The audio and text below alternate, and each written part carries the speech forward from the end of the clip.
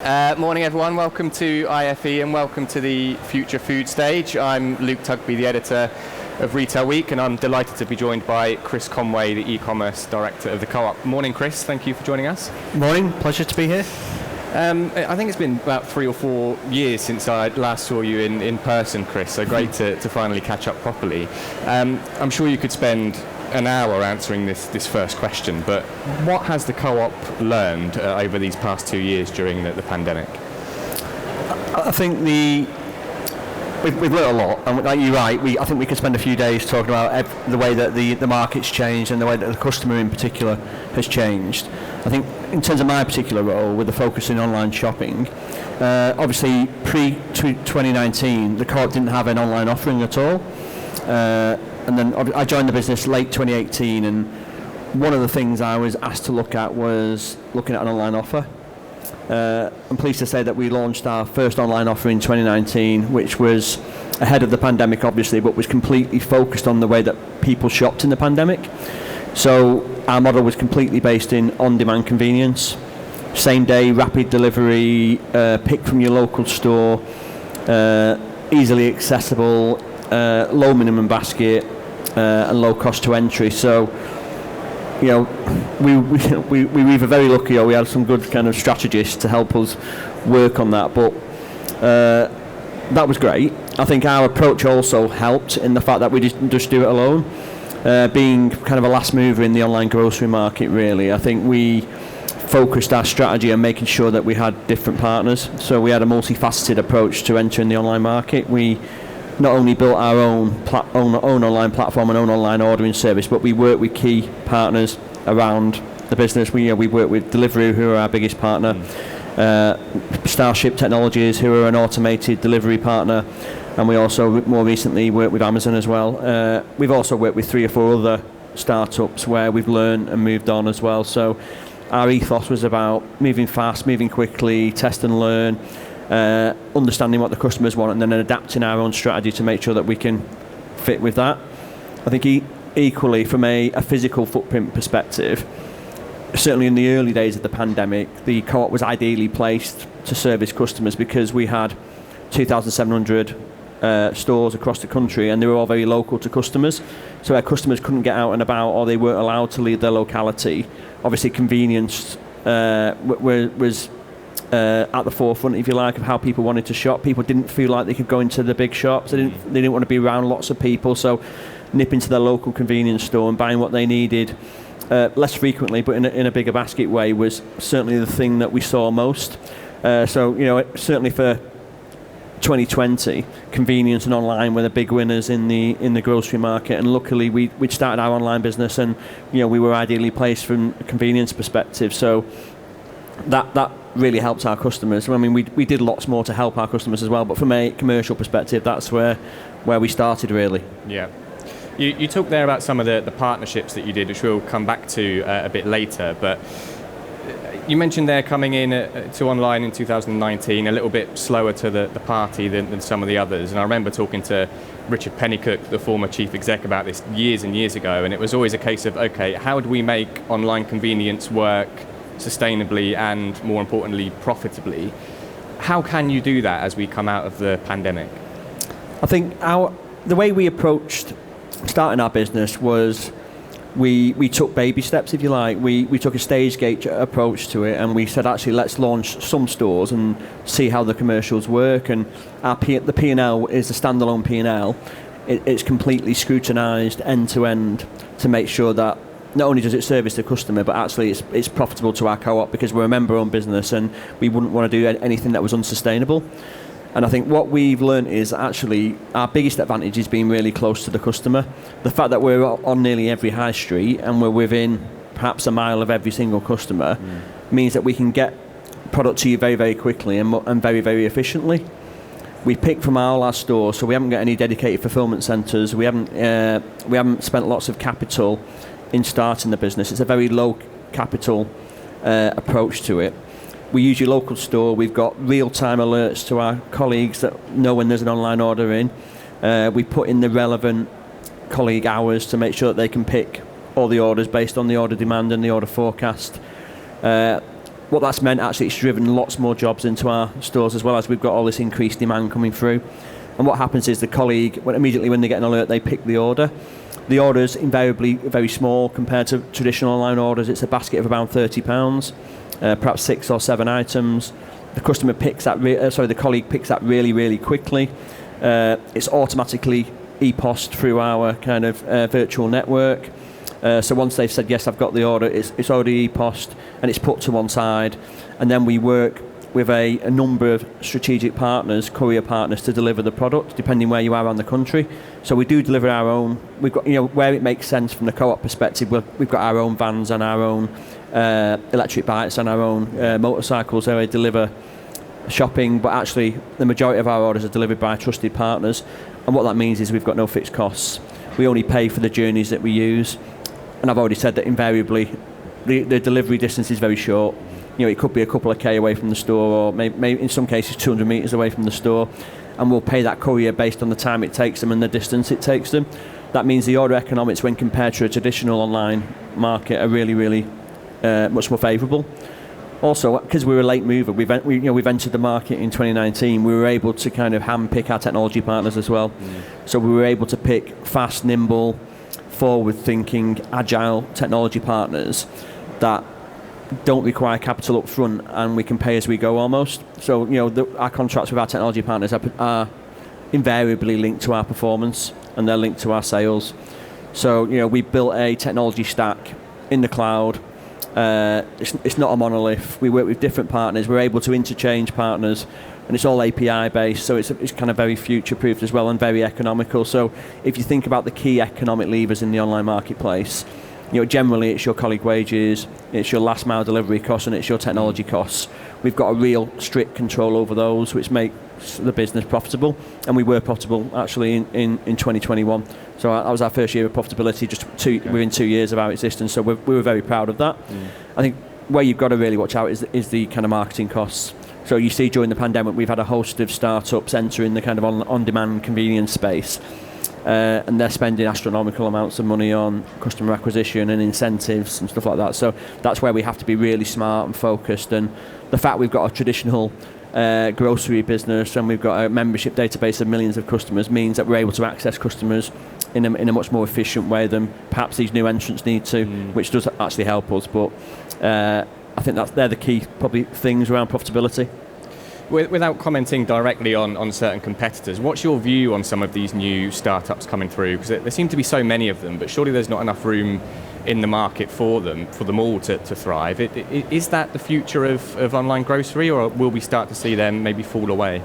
I think there's definitely a part to play for some of those operators, and we've already seen quite a lot of consolidation in the last 6 months. Actually, you'll have seen there's probably 2 or 3 big players now that are bigger. When I think about the host of ones that came out maybe 12 months ago, there's probably 2 or 3 that are left that are still operating successfully. I can't comment on their commercials, but what I do believe is that their acquisition costs are unsustainable in the long term.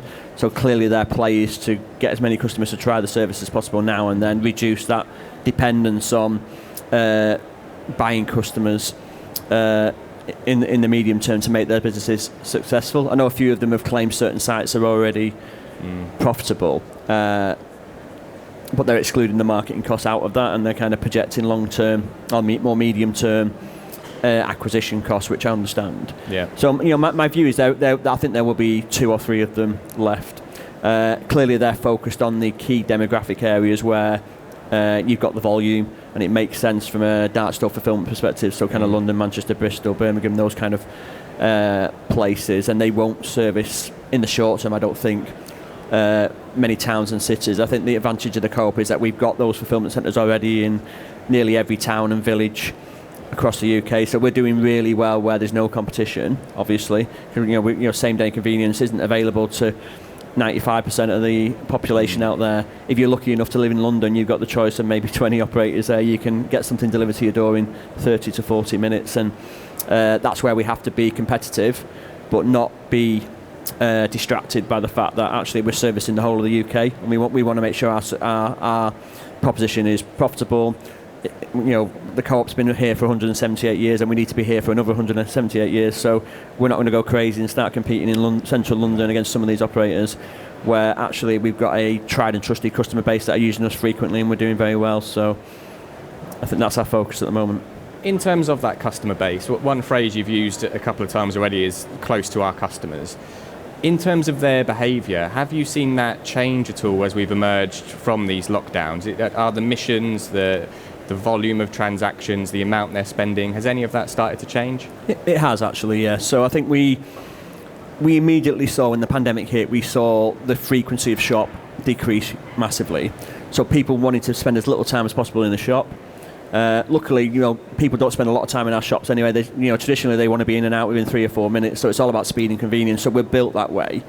The fact that customers wanted to operate that way much more, actually, we were well stood for that. But their basket size increased, so they spent a little bit more time when they paid that visit, and they spent incredibly a lot more in each visit. We've seen that fluctuate during various lockdowns, and you can almost kind of pinpoint it to the day when restrictions ease. You do see a slight kind of softening of the basket size and a slight increase in frequency of shop, although we're still not back to pre-pandemic levels. We're still seeing a much higher basket than we did pre-pandemic, and we're seeing slightly less frequency than we saw. What we are seeing from our online business is that we're seeing incremental business, and we're able to kind of manage that versus control groups and measure that, so that's quite encouraging for the future as well. How do you see that playing out across online grocery more widely? We're already starting to see penetration drop off slightly. Where do you think it will settle? I think if you look at the 2-year growth, it's still quite substantial. It's over 60% up over 2 years. We obviously saw penetration of grocery sales peak at about 15%. I think if you look at the IGD numbers, where it was at 7% 7.5% pre-pandemic, I think we're down to kind of 11.5%, 12%, depending on which period you look at the moment. And I'd expect it to stop about there. And I think you'll see a kind of double-digit increase percentage-wise in penetration over the next few years, probably getting back to kind of 16, 17% by maybe 2024. What we have seen is the customers that adopted online during the pandemic, obviously everybody adopted online, but where we saw the biggest increase was in the older shoppers, the older demographic, the people that had never shopped online before or tried it. And what we saw their family helping them out, and we saw their daughter maybe came round and showed them how to do it and stuff like that. Or maybe they did it for them because they could do it remotely once they had an account, and we saw lots of that behaviour. And actually, if you think about the people that have gone back to normal, if you like, if there is a normal, of that group of people, the highest percentage of those have gone back to normal. They've gone back, they feel more comfortable going back to the shop now and seeing their friends and picking their fruit and veg for themselves. But a large proportion of those have still stayed. And I really didn't expect a large proportion of those older customers to stay doing online shopping, and they have stayed, although they're not doing it as frequently as they were during the lockdown. They've now mixed it in with everything that they do. Perhaps they'll go to the shop twice a week and they'll do an online order as well. Whereas pre-pandemic, they went to the shop 5 times a week. So I've definitely seen that come through. What does that migration to online mean for stores then, whether that's a C-store operator like the Co-op or if you've got bigger supermarkets? What do they need to offer to start to bring people back into physical space? I think there's a whole host of changes going on at the moment. So even without the pandemic, you've got things like HFSS, which is obviously the high-fat, salt and sugar legislation, where we're going to have to relay the stores anyway and change the way they look and operate. That gives us a great opportunity to touch every store, actually, because we've got to go in there anyway.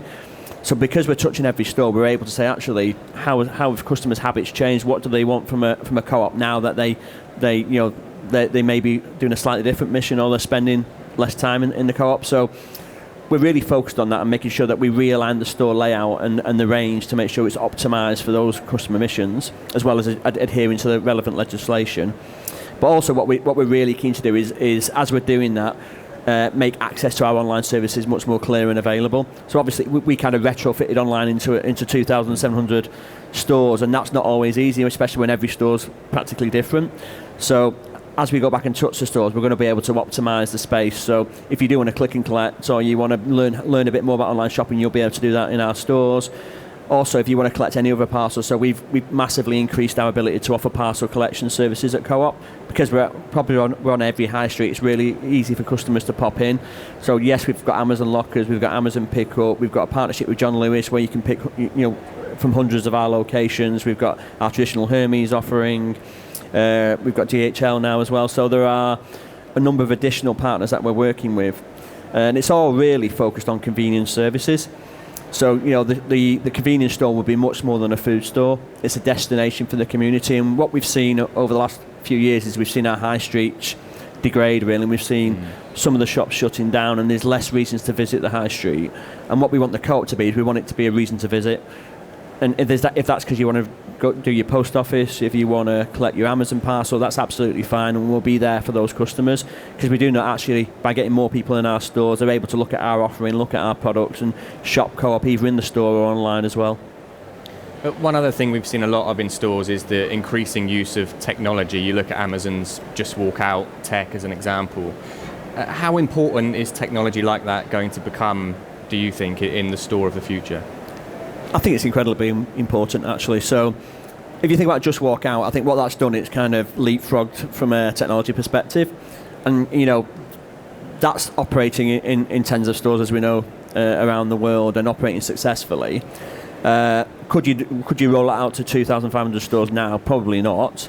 Not just from a capital perspective, but also from a customer perspective. They're just not ready for that, and they're not all members, and they're not all got the app, and they don't all want to shop that way. So I think that if we wanted to leapfrog, I think there's definitely a place for that technology, and we're looking at it really closely, and we're speaking to all the people that you'd expect us to speak to. But I think in the medium term, technology's got a much bigger part to play in making our lives easier as colleagues and customers. So we've done lots of things to help our colleagues, whether that be a companion device for every colleague in the store to make sure that they've got access to the information they need. They can check stock levels. They can be alert for online orders. That's really important. Some of the logistical technologies that we've improved, making sure that we can get the right product in the right place at the right time is vastly improved. We completely changed our merchandising systems, our ordering systems, our supply systems, and we've done a complete implementation of SAP in the last 2 years as well. So we've gone from night and day really in terms of our technology capability, and our customers are feeling the benefit of that as we get more efficient and we get better at making sure we've got the availability right for our customers. And I think the short-term focus has got to be on getting the product on the shelf and getting it ready for the customers. I'm thinking from an online perspective. I've worked in online now for 15, 16 years in a few different retailers. And the real problem with picking from store historically has been around availability, because you've got customers in that store. And in every single Co-op store now in the online platform, you've got real-time availability. So we'll only let you order something if it's physically there in that particular store. That's across thousands of stores in real time. We're still not getting it right 100% of the time, because a customer could come in and buy 10 of something. So no matter how good we get at forecasting, we can't quite get to that level of having no customers and it's just dark stock. But we will get there in the next 18 months, because the way we're improving our forecasting technology, the way we're able to look at people ordering from 3 different platforms or 4 different online platforms into one store, and predicting the customer habits and behaviour in that particular store that day, as well as what's coming later on that night, as well as what's going to happen the next day.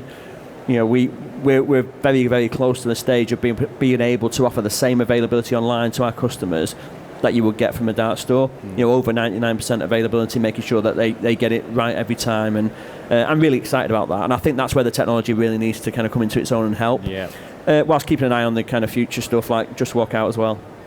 I think one of the most exciting partnerships you've done, certainly from my perspective, is with Starship, which for anyone who doesn't know, that's a company that has little robots and delivers food orders directly to customers' homes. Tell us a little bit about how that's progressing, and whether you feel that has a really big part to play going forward. Sure. So I think we started working with Starship Technologies over 2 years ago now in Milton Keynes. So we trialled automated delivery out of 3 stores initially. And that was very much around proof of concept, test and learn, trying to understand, is this something that the customers really want to do? And I think what I've learned in the last 2 years is customers love it. Customers absolutely love getting their food delivered by a robot. They think it's amazing, as you would. Yeah, and it's ideally suited to convenience shopping because it's relatively small, which means you can get a kind of basket of goods in there and it delivered really quickly to the customer. The idea is it's completely autonomous, so the robot opens up in the store, the Co-op colleague picks the order, puts it in the robot, and the robot knows exactly where to go to the customer's doorstep. When we started, 2 years ago, that was around about 85% completely autonomous, and the other 15% needed human interaction of some sort, whether that was about programming the address or whether it's about taking over when it went a bit wrong. It's now over 96% completely autonomous, which is fantastic. And we know we'll get it to over 99% autonomous very, very soon as well. We're now delivering out of 14 stores in Milton Keynes and Northampton. We're delivering tens of thousands of orders a week completely autonomously. And actually, we're about to expand into a couple more areas in the very near future as well. So we're completely excited about it. One of the biggest questions I always have is, all right, it works in Milton Keynes, which is a relatively well-planned, newer city. Will it work on the streets of Newcastle or Edinburgh or all these kind of more traditional cities? And what I would say is we're about to find out, but I believe it will do. I think the biggest barrier to operation is people. So where people get in its way, it slows it down. Because it has to readjust, it has to wait, and that obviously impacts the time it takes for the robot to get to the customer. And if the customer's tracking it and they're expecting it in 11 minutes and it takes 18 minutes, that's not a great experience. And that's what will happen with the introduction of physical things like people. So we're adapting the technology to make sure that we give a more accurate representation of delivery time based on people and footfall and routes and stuff like that, which I think is going to be really important. In terms of maintenance and cost, all those are coming right down. They're extremely reliable. The costs to purchase them and run them are now quite low. So whereas 2 years ago, it was maybe in 10 years' time we're going to see thousands of robots across the country delivering shopping. We're 2 years on now, and actually I'll revise that estimation to another 2 years. I think in another 2 years you'll see much more of these robots in most of our towns and cities across the UK delivering goods and services, because we've seen the technology and the customer adoption move on so fast. So we're incredibly excited that we were there really early on, and the Co-op was at the forefront of that technology. And we're actually integrating the robots into our own platform as well, so you'll be able to order direct from the Co-op and you'll be able to get it delivered by the robot in some of these towns and cities by the end of the year. So we're quite excited about that as well. And I just wanted to ask you very quickly, I'm conscious of time, I'm going to leave a bit of time for some audience questions, but the area of sustainability, it's something that we'll be speaking to your Chief Exec, Joe Whitfield, at Retail Week Live a little bit more about. But how important is sustainability for the customer at the moment, given everything that's going on in the world, inflation, the general cost of living going up? And how do you as a business offer green, sustainable products at an affordable price, given that backdrop? Yeah, I mean, that's a challenge, isn't it, Luke? I think if you think about the values of the Co-op and the way that we've always operated, sustainability has always been at the heart of everything we do. So we're in a much better place than our competitors to deal with the challenge. Our group CEO, Steve Morels, spoke at COP26 along with our kind of fair trade partners about our sustainability progress and our climate pledge, our 10-point climate pledge, and we remain committed to that. So from an online perspective, all our deliveries are going to be completely zero emission by 2025, which is amazing. I won't go through the whole climate pledge, but there's lots of things on there that mean that we make tremendous steps in being sustainable. We've got the largest network of plastic recycling in the UK as well. So where some competitors are maybe pledged to be plastic free, we've done that. But actually, where there's a real need for plastic in certain kinds of products, because it makes sense to the customer and it makes sense to the business, you're able to keep those plastics as long as they can be recycled easily and safely. So that's an important part of what we're doing as well. So there's lots of other stuff. We're also the chair of the BRC Climate Action Roadmap as well for lots of other retailers. So we believe we're leading in that space, and we're trying to fly the flag, if you like. Yeah. I think we've got 5 minutes left for any audience questions. There should be a mic coming round, so if anyone's got a question, just throw your hand up. Hello. What are you hoping to improve in relation to fresh fruit and vegetables, that kind of thing? What are your biggest challenges at the moment? From an online perspective or from a Co-op perspective? Both, if you can talk about both, but online in particular, sorry. Yeah, so I guess from a wider Co-op perspective, obviously we already attempt to buy the best quality fruit and veg for our customers. I think the biggest challenge from a convenience perspective is getting the right pack sizes and making sure that we reduce the amount of plastic and make sure it's easy for customers to to pick up. So, we're heavily focused on improving that element. And from an online perspective, loose fruit and veggies has been a real challenge for us, and we know that it's something that customers want. So we've got some technology enhancements this year that are going to enable that to happen, which means we can extend our range and make different portion sizes more accessible to our customers without the plastic. So that's going to be key for us. Also, what we're really keen to do from an online perspective is look at freshness. So communicating to the customer what to expect and how to expect it, but also training the colleagues in a much more careful way to make sure that they treat the product and package the product in the appropriate way without impacting our climate change agenda. So they're the key things.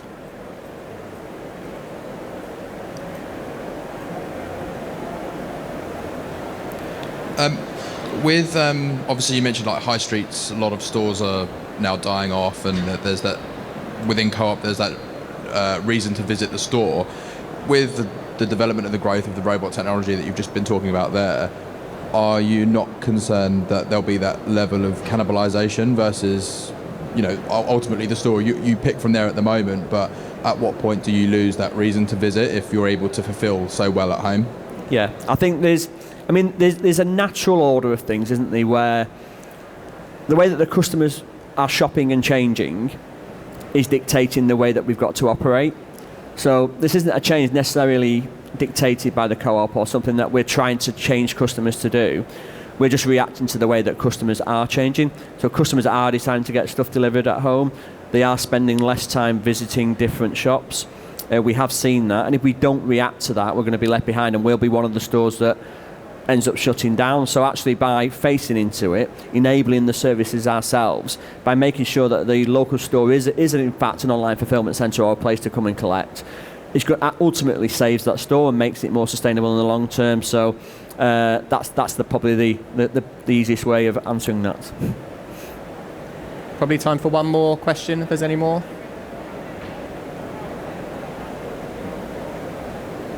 No? Okay, I'll throw one in then, Chris. Or is there I think you've got one there, maybe. Go on then.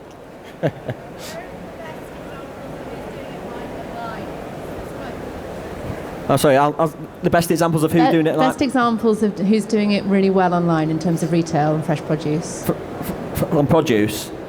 Particularly fresh produce, yeah. I think.